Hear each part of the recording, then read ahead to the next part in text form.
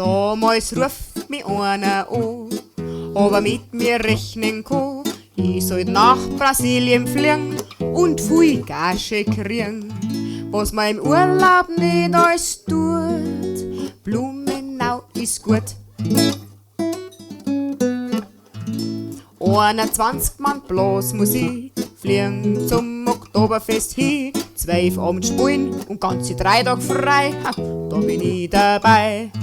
Ich denk mit frischem Mut, Blumenau ist gut.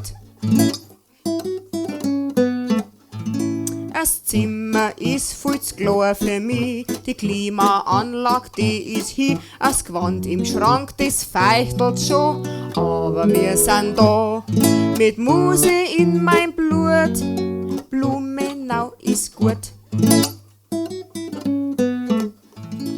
Freier Vormittag, das war wie nix. Die arbeiten da mit alle Tricks, sogar in Biergärten und Altenheim sollen wir auch noch spielen. Und Soundcheck jeden Tag, Blumenau, wie ich das mag. Und die 3 Tage frei, das war auch gelungen. Ja, zwings was bin ich denn da hergeflogen. Und im Bus, da zirkt's wie im Taubenschlag. Ganz wurscht, was ich da sag. Ob der Katar mir so gut tut, ich weiß nicht. Blumenau ist gut.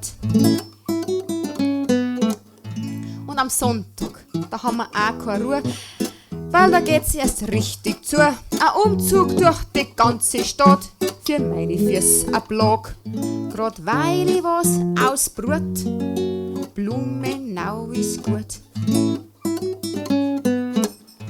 Dann fahren sie noch zu einem Schwimmbad hin, mit einer Wasserrutschen, ja Sabrati. Der Schlagzeuger wird am Kopf gleich genäht und der andere hat sich einen Hax verdreht. Und meine Stimme verliert auch noch einen Mut, oh mein Blumenau ist gut.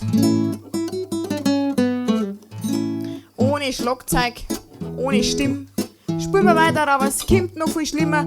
Falsch bucht sind nämlich die Tickets heim und die Gage ist verloren.